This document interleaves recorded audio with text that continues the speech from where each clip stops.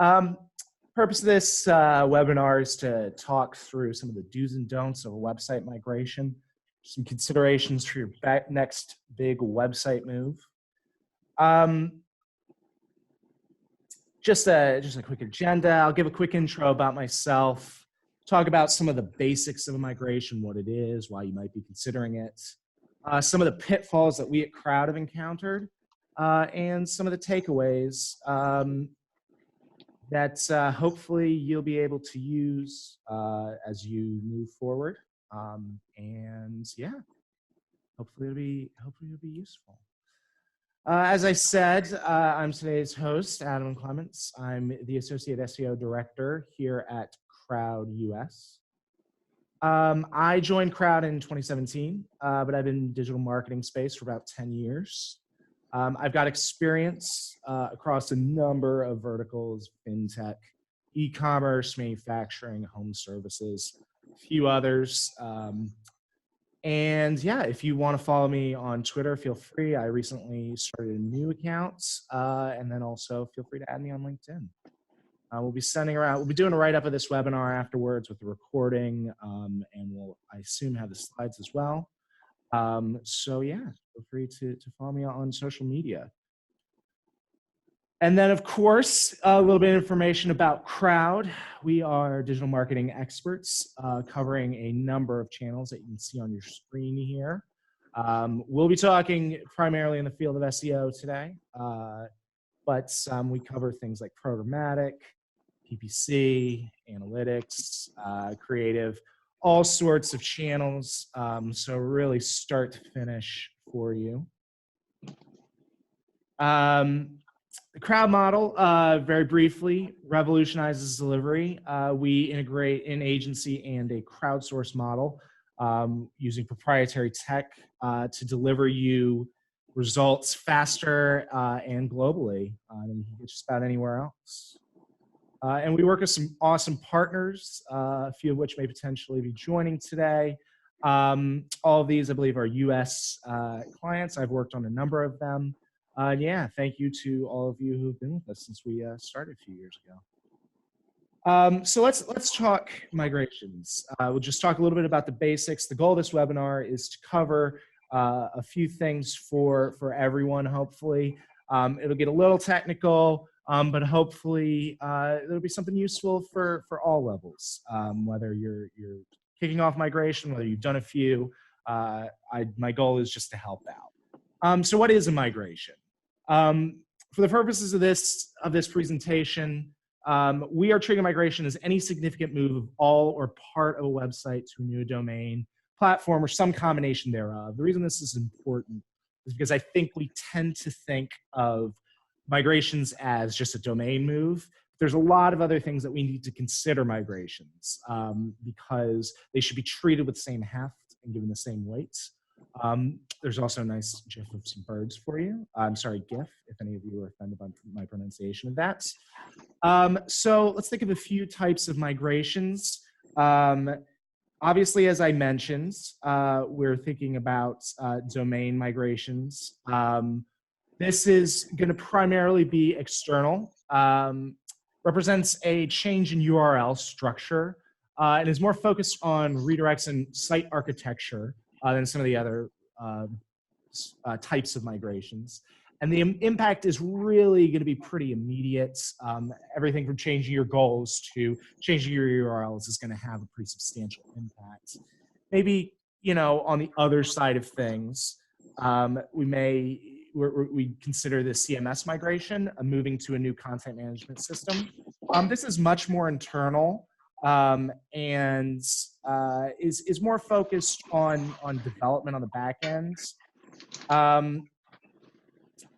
And generally speaking, your URL structure is going to remain stable. There are exceptions to this, but in general, the impact is going to be a little bit harder to monitor because there are pieces that spread throughout that may not be immediately be caught. Of course, the whole purpose of this webinar is to discuss how we can prevent those things from being missed.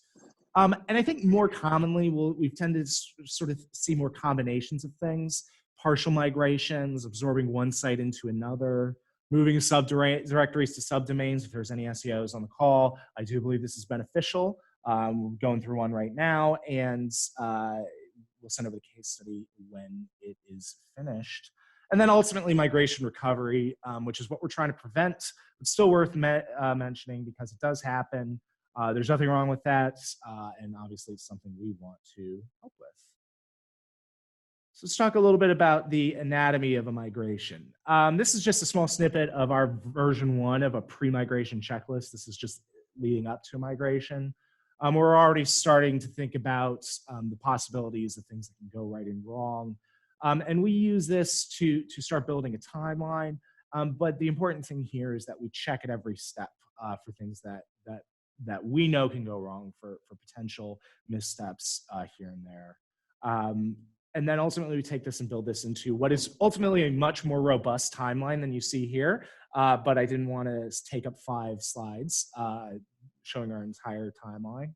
But what I really want to emphasize is the fact that, migration should start pretty early. It should start sooner than you think. And we'll talk about that a little bit later in this presentation. But, from 3 to 6 months, we should be thinking about our initial planning and benchmarking, identifying stakeholders, and finalizing our moving date. This is one I mentioned a couple times here. It's going to come up later, and there's a reason for that, which we'll come to. But ultimately, 3 to 6 months is really when you need to start thinking about when the move date's actually going to happen and building your schedule from there. 1 to 2 months out is what we call final steps, which isn't even the pre-migration part. So you may call it pre-migration.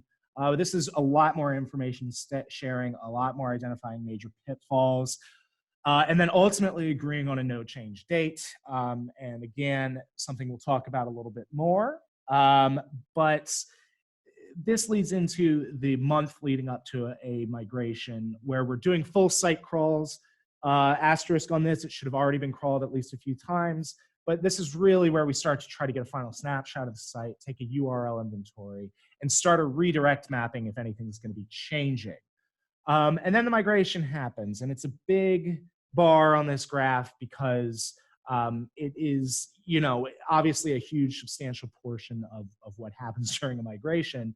But we're really concerned about with the pre and post portions for this presentation. The reason is because there's a lot that can go wrong that I think it gets overlooked on both sides of it. And with that, we start to think about post-migration. And we'll talk a little bit about this more as well. But this is where we start to think about broken link checking, traffic monitoring, quick fixes, and a few other pieces. So the other important part of this, before we dive into the problems that can arise, are the reasons you're doing a migration. We've touched on these a little bit already, but just to reiterate, number one, I think the most commonly known one is rebranding. You're changing your brand name, you're dropping a word, you're trying to either focus your brand or maybe you're broadening it. But ultimately, the site name doesn't make sense anymore. People aren't finding it. It's time to change. Or maybe you're moving to a better CMS or just a newer CMS. Maybe your old one is outdated. Maybe you built your site in WordPress 10 years ago and now it's time for a change. Maybe you're more e-commerce focused now. Maybe Shopify offers what you need or vice versa. Ultimately, your site can outgrow your CMS or your contract will come up and ultimately it'll be time to move to a new one. And then number 3, when we do need to think of as a migration, but maybe isn't always considered, site absorption, things like taking over a new domain. Perhaps you bought a competitor or a competitive site and you want to redirect their site to yours. Maybe you're moving your blog from a subdomain to a subdirectory. Again, I would encourage you to do so with Crowd's help. But these are all reasons you might do a migration. And the reason we want to think about these is because they will help set the timeline and help set some of the pieces that will come into play later as we move into it. And the reasons we do this is because we want to be thinking about what can happen when it goes wrong. Crowd have seen up to 25-30% loss in organic traffic, just organic. This isn't even including other channels from botched migrations. This is pretty substantial. This can lead, into hundreds of thousands of dollars of lost revenue. And then we come down to a migration recovery, which again, if we follow the steps as laid out, we listen to our tech SEOs. Hopefully we can avoid it. But again, there's always the cases where we may need to do cleanup. So what can go wrong? I've highlighted in this deck 5 main things that we've identified that can potentially go wrong during a site migration. It's by no means comprehensive, but it certainly is what we've found to be the most common. And then hopefully we'll give you a few insights as to how to avoid them. Number 1, as I've already mentioned, would be failing to take a complete site inventory. This most commonly arises when the migration is rushed a little bit, or perhaps oftentimes it takes place during a site absorption, where there's a hurry to get the site moved over. Maybe the URLs are relatively simple and it doesn't feel like we need to crawl our entire site. We can set redirect rules and not worry about it. But I think it's really important. It's especially important for large sites, and I'm considering a large site anything over a couple thousand URLs, but even a couple thousand URLs can be tricky. And I understand this. No SEO is going to tell you it's easy, but it's a must. And the way we do this, Crowd usually takes the approach of looking across several different tools. And I'll give you an example as to why. This is a current client. We're looking at the number of URLs found on the site. We first crawled the site using a web crawler, found about 8,500 URLs. That was pretty good. We were happy. It's what we usually dealt with on this site. Nothing out of the ordinary there. Then we started to look at organic entrances over the past 6 months in Google Analytics and via organic traffic. And what we found was an additional 15,000 URLs. Now, we eventually deduped these. It wasn't adding an additional 15,000 URLs, but there were certainly ones that we hadn't found in the crawl for one reason or another. And then finally, we looked at Search Console, checked the number of indexed URLs, and saw that Search Console over time had found up to almost 20,000 URLs on the site. So what we've developed is a process of consolidating all of our URLs across these tools, as many as we can get. It's a little hard to pull all of your URLs, obviously, from Search Console. Some of it can be done via third-party tools in the API connection. But ultimately, the goal here is to match up URLs across several different sources. And I would highly encourage you to crawl your site twice, at least. And then ultimately, before you move, keep a blocked copy of your old site for comparison and checks, whether this is on a staging domain or an unused subdomain. I would highly encourage you to keep a copy of your old site, because just having the information about URLs on paper may not be good enough. There may be certain things that you don't find that can only be found by being able to look at the old site in whole. Second thing we encounter is trying to do everything at once. And I struggle a little bit with the phrasing of this. This is a little less technical, and I think a little bit more from personal experience.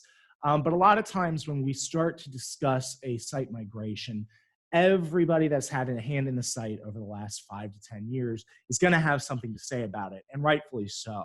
A website is a community effort. It's a team effort, and no one person impacts it singularly. But with that, what we find is that when we start to think about migrations, especially CMS migrations, old legacy problems start to pop up, things that may not have impacted the site originally that now all of a sudden need to be fixed, or somebody feels like they need to be fixed. A good example of this are category pages on blogs and tag pages on blogs. These change a lot, and what I've seen the most frequently is that URL structures for category pages are just one of those things that get lost to time, and they will be uncovered during your crawls, and somebody is going to want to figure out how to deal with them. So I would encourage you to break down your migration into parts. It's really tempting to plan fixes and updates during a migration, but that main central move, when you're switching the majority of your site from one domain or another, or you're finally switching from one CMS to another, and you're downloading and re-uploading your database, that should be your main focus. So don't try to do a bunch of things at once. Just focus your time on that central migration. and ultimately implement a code and content freeze immediately following the final snapshot of the sites, which we'll talk about in a minute. But that content freeze should probably be about a week before the migration. It could be 3 days before the migration, but the site ideally should not be changed. There are exceptions to this. Obviously, a site that depends on launching content every day is going to have to change and update. But there are certain ways around this, which is a little out of scope for this webinar, but I think in the majority of cases, we can avoid making major updates to the site in order to take that final snapshot and code freeze. And the reason I think that this is really important, this is a situation that may look familiar to a lot of SEOs, but we've encountered plenty of situations where we have a robots.txt file on our staging environments. That robots.txt file gets copied over to the new domain, but the disallow does not get removed, and all of a sudden, there are a lot of people asking very valid questions as to why they're not getting any organic traffic to their brand new domain. I truthfully have nightmares about this. And it has happened before, so I always want to make sure it doesn't happen again. Number 3, let's talk about redirects a little bit, disregarding them. This obviously redirects are a central tenet of a migration, especially for SEOs. This is what we're doing. This is, we're mapping, we're making sure that one URL lines up with another one. And obviously this is very important, but it's interesting how frequently it can get overlooked, because a few broken links can matter. They really can. Just as a pop quiz, we're not asking anybody to chime in, but just something to think about. When was the last time you thought about the 5 to 10 most important pages on your site for organic traffic? And I'm focusing on organic for a reason, but a migration can have wide-ranging impacts across all channels.